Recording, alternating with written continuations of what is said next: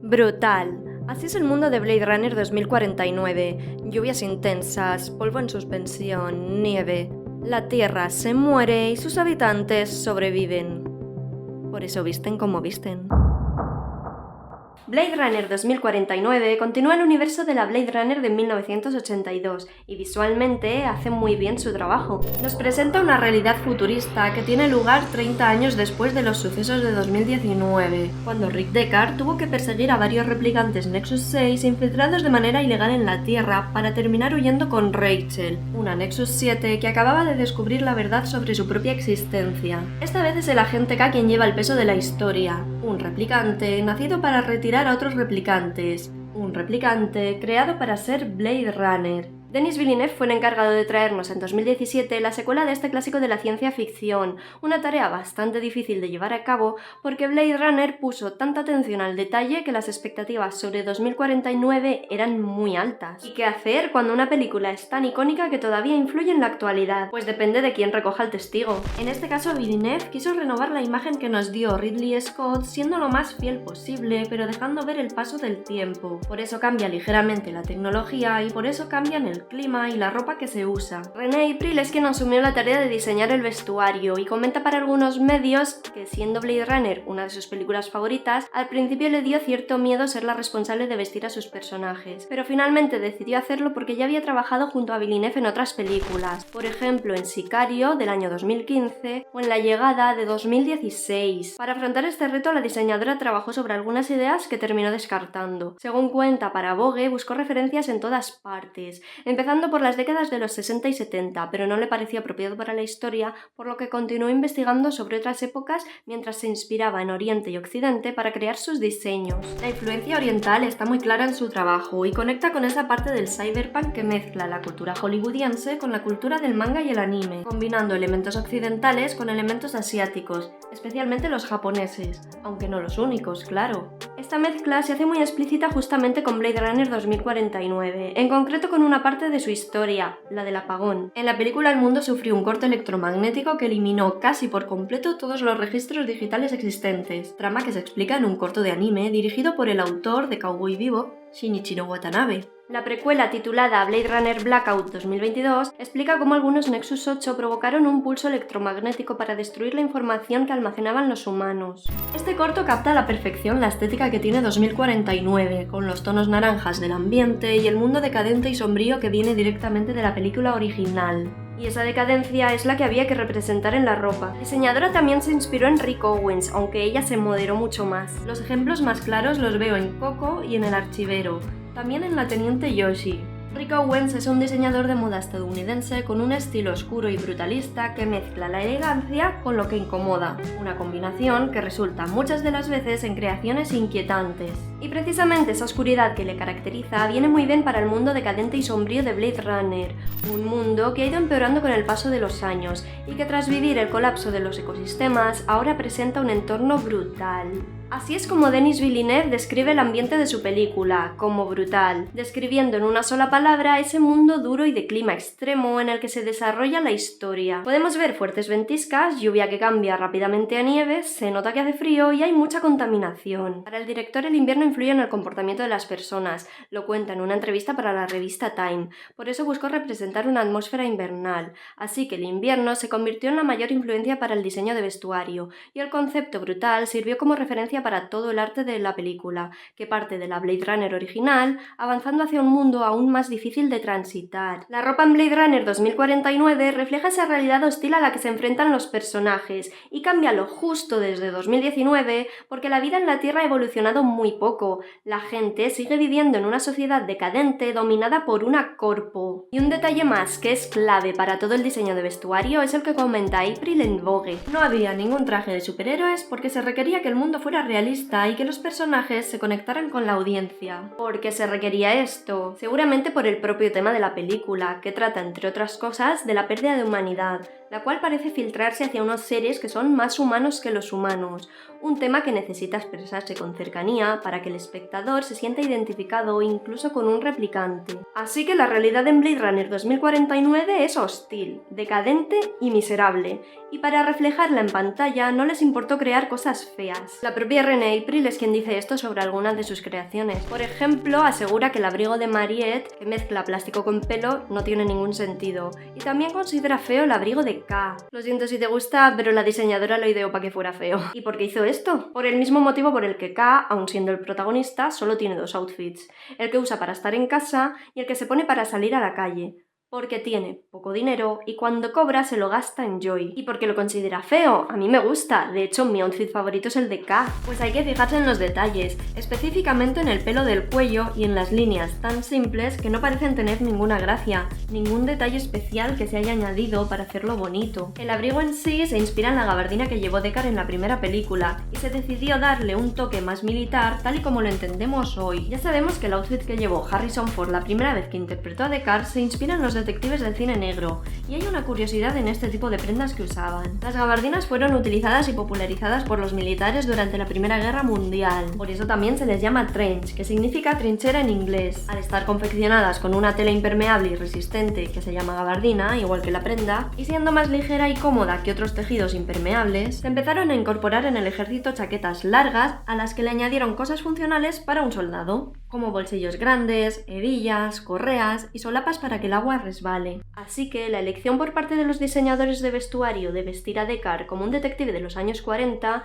no solo fue acertada en cuanto a atmósfera noir, sino también en relación con la lluvia que cae constantemente en un Los Ángeles decadente como el de Blade Runner. Pero la gabardina ya hace mucho tiempo que nos recuerda más a un detective que al ejército, y la idea de Renée April era que tuviera más pinta militar, así que partiendo del diseño que crearon Michael Kaplan y Charles Knott, ha creado un abrigo más estructurado y de líneas más limpias, representando el paso del tiempo, siendo fiel a nuestra realidad actual, para que el futuro, para que el 2049, se perciba como realista. ¿Y qué es lo que tiene de futurista este abrigo? Pues por un lado, no sé si te habrás fijado, pero en el cuerpo no se le ve ningún tipo de cierre, ni cremalleras ni botones. Lo que lleva son unos cierres magnéticos, cosa que no es habitual hoy en día. Por otro lado, el material, aunque parezca cuero, es algodón laminado, es decir, es tela de algodón a la que se le ha adherido otro material por medio de calor o adhesivos, lo que cambia su apariencia y su comportamiento. Dependiendo del material que se utilice para laminar, pues se puede hacer una tela que, por ejemplo, sea impermeable y más resistente al viento. Una vez laminaron la tela, se pintó de un verde militar muy oscuro para conseguir exactamente el color que tenían en mente,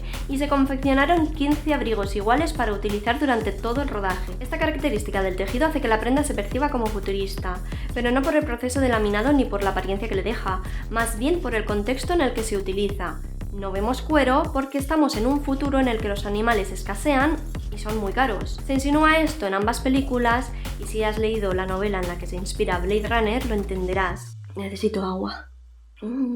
También tenemos el detalle del cuello, que es muy ancho para que al cerrar por completo tape la cara por encima de la nariz, una decisión que se tomó precisamente para encajar con la idea de que la Tierra se está muriendo. Es un elemento que añade funcionalidad al abrigo, que puede ser utilizado casi a modo de mascarilla para respirar mejor en el entorno tóxico de las ciudades contaminadas que aparecen en la película, y cuando se lleva abierto quedan unas solapas recubiertas de pelo sintético. La idea de poner pelo fue de Ryan Gosling, le pareció que quedaba bien con su personaje y el mensaje de la película, así que pidió que lo añadieran, y le hicieron caso porque es un detalle que contrasta con todo lo demás. En un entorno que se siente frío, sin esa calidez humana de una sociedad sana, en el que hay espacios de un brutalismo que empequeñece a los personajes y donde vemos, muchas de las veces, un estilo minimalista que deja de lado cualquier indicio de personalidad propia o de ilusión, en un entorno en el que casi no ves naturaleza, los árboles están muertos de hecho. Introducir pelo en el abrigo crea un contraste que da un pequeño golpe de realidad.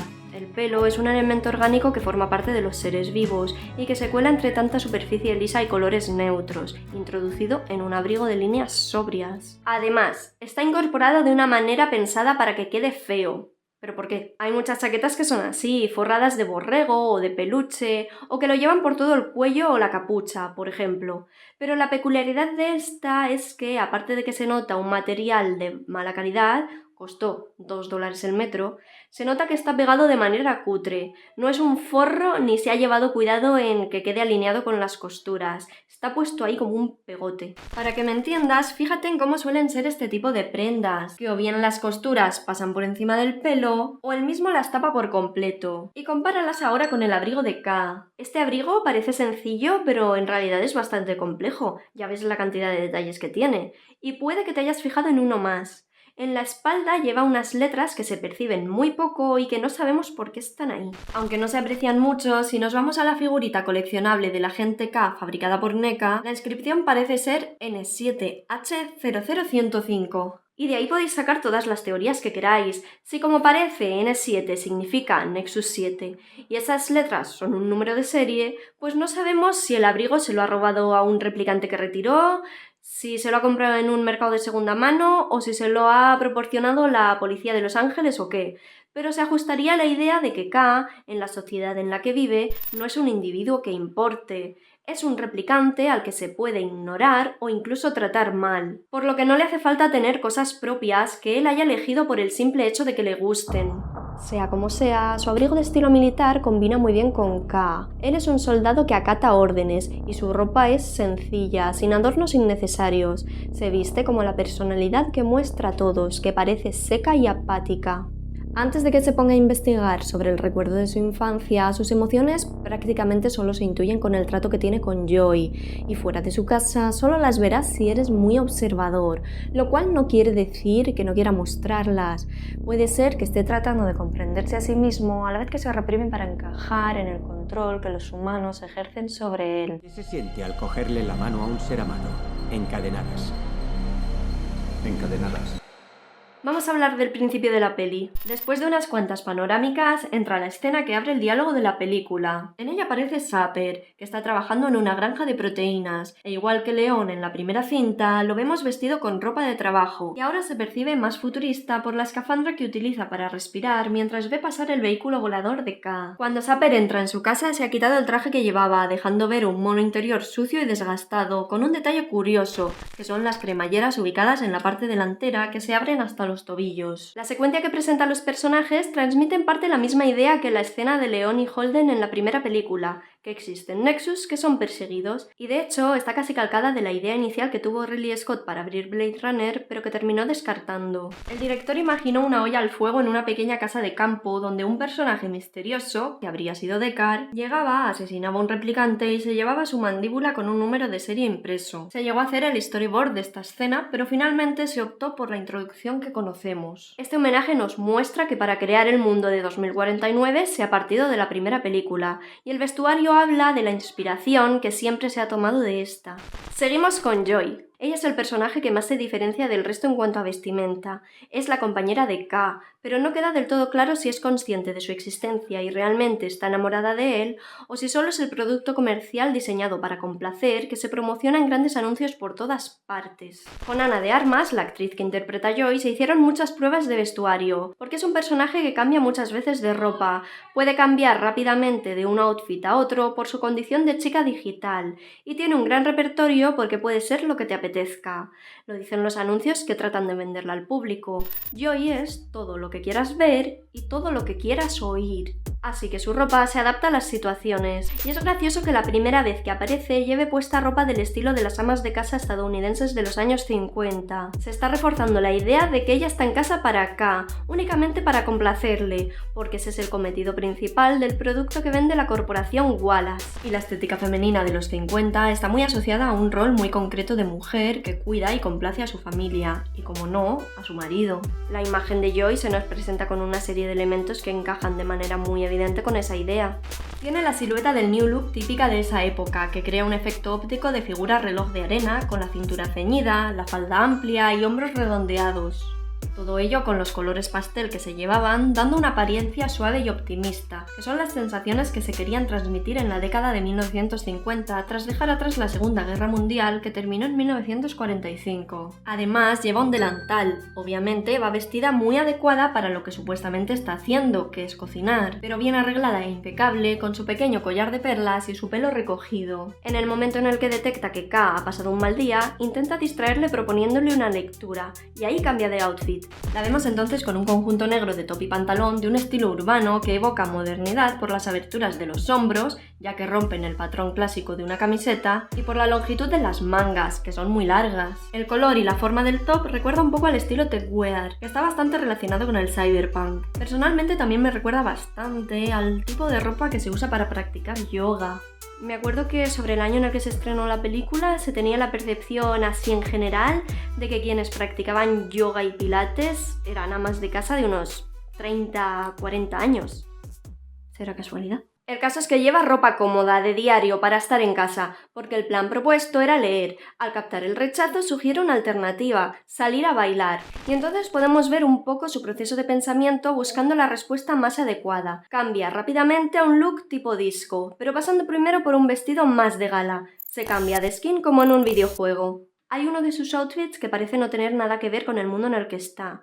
Es el que usa para subir a la terraza del edificio. Cuando Cal le regala el emanador, resulta que va a poder moverse fuera de casa. Se convierte en una Joy portátil. Y para salir por primera vez, se pone un vestido de color azul claro. Es un outfit de calle, dulce y vaporoso, como para salir con tu pareja una tarde cualquiera. Pero no pega con el clima, es lo que te pondrías para un lugar soleado y feliz, no para una ciudad oscura y lluviosa. Utilizando ese vestido parece que se va de la realidad, pero no ella. Joy puede vestirse así porque es digital, no necesita protegerse del entorno. Sin embargo, acá probablemente sí le sirve para evadirse, hacerle sentir vivo o al menos no un esclavo. Igual que la escena en la que Joy contrata a Mariette, la replicante que le parecen simpáticos los árboles.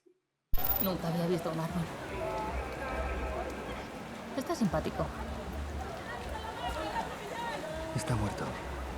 Cuando Mariette, interpretada por Mackenzie Davis, acepta el trabajo que le propone Joy, K experimenta una falsa realidad en la que su chica virtual es tangible y puede tocarla y besarle y lo que quiera. Pero lo está haciendo a través de una chica que no se parece en nada a Joy, así que el vestuario las contrapone. En palabras de Renée April, era importante que se viera diferente al personaje de Mackenzie, que mostraba mucha piel, pero que pudiera quitarse el vestido fácilmente. Para ello eligió un kipao. Este vestido tradicional chino originalmente era más ancho, pero fue evolucionando y ajustándose al cuerpo femenino y se convirtió en símbolo de las mujeres chinas modernas a partir de la década de 1920. En el Museo Nacional de la Seda de China se describe como una prenda que realza la sensualidad y elegancia de la mujer, así que encaja muy bien con la escena, aunque contribuye, seguramente sin intención, a una visión que fetichiza este tipo de vestidos. En cualquier caso, Joy lleva un vestido precioso, elegante y con brillo que se cierra hasta el cuello, así que contrasta muy bien con el personaje de Mariette. En el plano siguiente a esta escena aparece un anuncio enorme de Joy que la vende como algo que sirve para hacer lo que quieras, en el que viste un kimono, guiño evidente a la geisha de la primera película.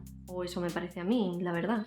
Paréntesis. Aunque acabe de relacionar la figura de la geisha con la escena en la que dos mujeres son compradas como un producto, quiero recordar que las geishas no son la imagen distorsionada que aún se tiene de ellas fuera de Japón. Su cometido principal es el de entretener con el arte a través de diversas disciplinas como la danza, la música y la conversación. Además, se han convertido en figuras culturales que preservan las tradiciones artísticas japonesas. ¡Seguimos! Más adelante aparece con una chaqueta de pelo que utiliza para estar en la calle, la cual me lleva a pensar en una femme fatal, aunque ella no lo sea. Por lo tanto, aquí va un poquito al estilo de Rachel. También la vemos con un chubasquero que recuerda a Sora, esta vez de color amarillo en lugar de ser incoloro. La diseñadora cuenta que vio grandes rollos de plástico rosa, naranja y amarillo estando en Italia durante su investigación. Le gustaron tanto que quiso hacer algo con ellos. El resultado quedó en un outfit que mezcla el amarillo con el negro y diferentes texturas y materiales, el cual Joy usa para salir y con el que muere. Se suele decir que Joy no es real, pero lo es para K, y mucho. Por mucho que ella sea holográfica, puede verla, puede hablarle, su experiencia es real, sus emociones son reales. Otra cosa es que haya una conexión genuina entre ambos o que solo la sienta una de las partes. Otra cosa es que nadie en su mundo considere a Joy real porque está hecha para cubrir las necesidades y los deseos de quien la compra. Es decir, se supone que no tiene libertad de elección, ni siquiera conciencia. O eso es lo que parece cuando la vemos en un anuncio gigante, sin ropa, con la piel toda rosa, los ojos negros y el pelo azul, o anunciando Sake en mitad de la calle, aquí pone Osake, vestida con un estilo cyberpunk más de rave, con colores neón, mucho más loco y futurista que el resto de sus looks. Y aquí Joy sí que se parece un poco más a Mariette, al menos enseña más piel, como decía Renée April. Además, aparece en la calle justo antes de que veamos por primera vez a la replicante miembro de la Resistencia que terminará durmiendo con K. Mariette te puede llegar a recordar a Pris, la Nexus 6 interpretada por Daryl Hannah en la primera película. Por un lado, su abrigo se divide en franjas horizontales de materiales distintos, al igual que el de Pris, solo que en su caso las franjas son verticales. Pero más que por el abrigo, nos la recuerda por lo extravagante y por el gorro que lleva puesto, que le da un volumen parecido al peinado de Pris. Además, a las dos nos las presentan bajo la lluvia. Este personaje trabaja vendiendo su cuerpo y cuando conoce a K se encuentra junto a dos compañeras. La lección de René y April aquí ha sido que las chicas expongan su cuerpo justamente por el trabajo que realizan. Por eso las vemos con poca ropa y con elementos sacados del bondage como el látex, un top parecido a la lencería y un body que crea el efecto de llevar puesto un corsé. También utilizan plástico y piel sintética. En un principio Mariette iba a llevar menos ropa, pero Mackenzie Davis no se sentía cómoda vistiendo de esta manera, así que el outfit quedó más tapado pero igualmente llamativo, colorido y desaliñado. El primer abrigo que lleva es peculiar. Alterna tiras de plástico con tiras de pelo. No es para nada funcional porque son dos materiales que sirven para cosas diferentes. Te puedes poner un impermeable de plástico para la lluvia o un abrigo de pelo si hace frío, pero llevar las dos cosas juntas con ese diseño es raro. Se le quería dar una apariencia triste que demostrara lo dura que es su vida, por eso viste de una manera diferente que no parece adecuada, con materiales y prendas que no pegan entre sí. Además, la decisión de utilizar pelo bajo la lluvia hace que le dé un aspecto sucio. Para la diseñadora, el gorro de pelo tan grande y los dos abrigos con los que la vemos hacen que Mariette parezca una rata ahogada y evidencia las dificultades a las que se enfrenta. Y el volumen de su silueta lo considera como un reflejo de la sociedad en la que vive, donde todo el mundo se esconde. De hecho, es así como vemos a la gente por la calle, escondiendo sus rostros con cuellos muy altos para respirar mejor, mascarillas, mangas muy largas. Se ven muchos complementos para la lluvia y la contaminación del aire, por ejemplo chubasqueros o viseras que tapan hasta la mitad de la cara, y también se ponen gorras y capuchas. La estética de los ciudadanos ha cogido elementos de los figurantes de la Blade Runner original, como el pelo de colores, cascos o auriculares, como le llames, y vemos algún sombrero estilo Taku Hatsugasa, como los que salían en la primera película. También hay gente algo extravagante que lleva, por ejemplo, orejas de conejo, que se tapa con lo que parece una capota de carricoche, y hasta hay por ahí una persona con una especie de armadura que, oye, no sabemos dónde va. Pero por lo general, a los ciudadanos los vemos con prendas de líneas simples, más al estilo de lo que llevamos viendo en la ropa en el siglo XXI. En la calle también aparece por primera vez Freisa. Es la replicante líder del movimiento revolucionario que manda a Mariette y a sus amigas a averiguar cosas sobre K. Su vestuario recurre a los símbolos más clásicos del ocultamiento, una túnica larga con capucha de color negro y unas gafas de sol que, además de darle una apariencia misteriosa, sirven para ocultar que está tuerta. Ella vive escondida y se esconde también con su ropa, que le da un aire de secretismo. La contraparte de Freisa es la teniente Yoshi. Una es la revolución que llevaría al caos y al cambio, y la otra es la autoridad que quiere el orden y la continuidad. Yoshi viste de una manera muy sobria. Es una de las que más refleja la influencia de Rick Owens, de quien René April cogió inspiración. Con líneas limpias, tejidos texturizados y siempre de colores muy oscuros, mezcla el estilo militar con el futurismo, pero es un futurismo muy contenido y rígido. Su ropa se construye de forma muy estructurada, siempre con hombreras y pinzas que ajustan las prendas al cuerpo, aunque podemos ver un poquito de fluidez en la parte del cuello. Fíjate qué gracioso, cuando llevas un uniforme de policía, la silueta está perfectamente definida gracias a las sombreras y al corte en A de la chaqueta, que crean un volumen controlado. Pero podemos ver cierta fluidez en dos momentos. Uno es cuando está en casa de K y parece querer acercarse a él de forma personal, no solo profesional. Aquí tenemos un poquito de fluidez, pero controlada por la rigidez de la tela. Más tarde, después de haber ayudado a K para que no lo retiren tras haber demostrado emociones fuera de su base en el test de referencia, la vemos con un cuello alto drapeado, lo cual forma unas arrugas que le dan algo de fluidez, pero bastante contenida por la estructura de la prenda. Aparte de esto, representa el futurismo con cortes asimétricos. En la ropa, las asimetrías suelen percibirse como vanguardia porque modifican los patrones convencionales cortando, superponiendo o añadiendo elementos inesperados a una prenda. La diseñadora las ha utilizado para evocar futuro,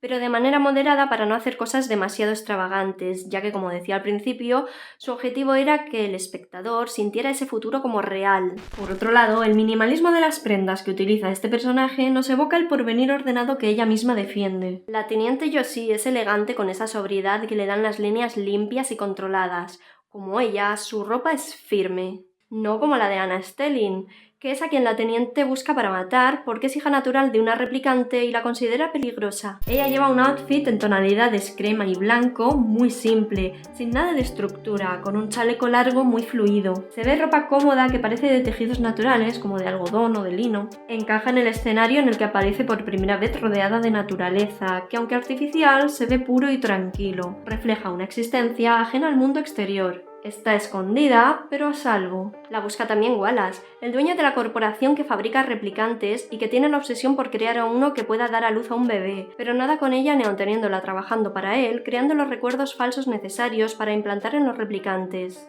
Hay una cosa muy chula en el personaje de Wallace y que influye en su imagen más allá del vestuario. Tiene puesto un implante para ver a través de las múltiples cámaras que van flotando y que él mismo controla, y eso es lo único futurista que vemos en él. En cuanto a la ropa, hay que entender que Wallace no sale a la calle, está siempre dentro de su mundo, y es un magnate empresarial al que le obsesiona la innovación. Por eso René April se acordó de Steve Jobs y el jersey de cuello alto negro que solía utilizar. Quiso transmitir ese estilo de vida en el que se consideran triviales decisiones como elegir ropa. Así que pensó en él como alguien que tendría un montón de prendas iguales en el armario a modo de uniforme, pero que le sirvan para estar cómodo en casa, algo como un pijama. Al ver la escenografía es cuando le vino la inspiración. Quería algo con lo que pasara desapercibido en el entorno construido por Dennis Gassner, que tiene influencias japonesas, y en la iluminación de Roger Deakins, que juega con calidez y penumbra. Juntos consiguieron un espacio tranquilo, casi zen. Su despacho parece un templo en medio del agua. Así que, para el momento en el que nos lo presentan en la oscuridad de su isla,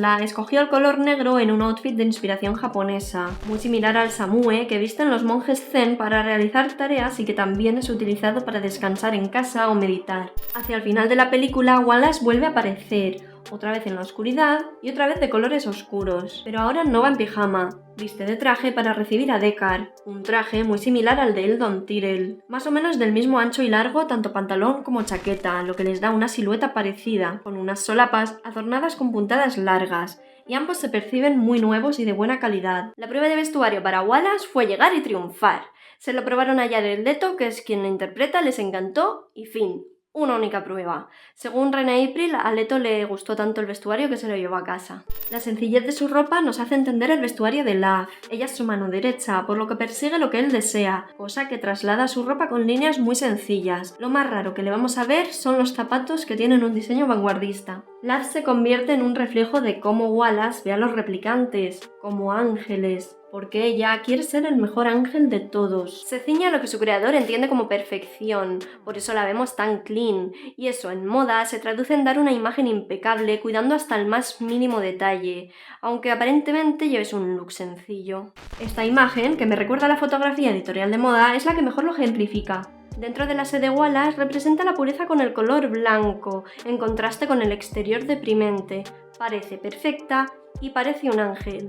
Pero conforme avanza la historia, su estado emocional se va debilitando y su imagen se va deteriorando. La silueta marcada desaparece al ponerse un abrigo que, aunque también de líneas sencillas y limpias, incorpora un color oscuro en el interior, con el forro y el jersey de color negro. Cambia sus tacones por botas planas y más adelante aparece con el abrigo abierto, revelando otros tonos oscuros, con una falda gris y un jersey granate. Al final aparece con pantalones y prendas elásticas que le permiten pelear, pero el detalle importante es que elimina por completo el blanco. La diseñadora quería transmitir que Love se desmorona, que no es tan perfecta y que no estaba tan preparada para la confrontación final como ella creía, pero siempre mantiene sencillez y líneas limpias. Nos quedan los personajes que repiten en Blade Runner. Rachel aparece en imágenes de archivo, su ojo más bien, y después la vuelven a fabricar, por lo que su ropa solo recrea la que llevaba puesta en la película original. Los que sí cambian son Gaff y Deckard. A Gaff, pobrecico, es como si lo hubieran dibujado pero se les hubiera olvidado pintarlo. Parece estar en una residencia de ancianos, así que supongo que la elección tiene que ver con ello. Va todo de blanco y solo introduce color en la pajarita. Le faltan sus complementos, su brillo y sus estampados estilo Art Deco, pero sigue siendo una persona peculiar. Si te fijas, todos los residentes llevan un uniforme amarillo excepto él. ¿Eso o está trabajando como enfermero? Que también va de blanco. Con Deckard también recurrieron a la sencillez, pero si bien a los demás se les ve con diseños que tienen algo diferente a lo que no estamos muy acostumbrados, por ejemplo los cierres magnéticos del abrigo de K o la camisa de Gaff que no tiene botones ni ojales, a Deckard lo presentan con ropa atemporal. Él estaba escondido y había convertido la ciudad desértica de Las Vegas en su hogar. Antes de que llegara K, vivía tranquilo en su casa con ropa cómoda, que se desgastó apuesta para darle un aspecto viejo y usado, y como ha estado huyendo durante 30 años, se han buscado prendas atemporales. Por eso lleva una camiseta normal y corriente. Es una prenda que llevamos usando más de 100 años y que parece que durará muchos más. Deckard es el ejemplo más claro del realismo que se buscaba representar, y Renée April no estaba segura de las decisiones que tomó en cuanto a su vestuario, porque es demasiado informal. Eso sí, la sencillez de su outfit hace que se le vea muy cercano al espectador. Es un señor con camiseta de tirantes no, de manga corta, y vaqueros, algo que podría llevar cualquiera en algún momento de su vida. Le ponen además una camisa a juego de un gris más oscuro. No solo las prendas son sencillas, también lo es la combinación. Va vestido entero de ese color, el cual se asocia en moda con la discreción y la neutralidad. Deckard ha vivido mucho tiempo escondido y tanto su integridad como la de su hija se han visto comprometidas por culpa de K, un replicante confundido que se parece al Deckard del pasado y que probablemente va a tener que vivir huyendo como los replicantes a los que él perseguía si no llega la revolución.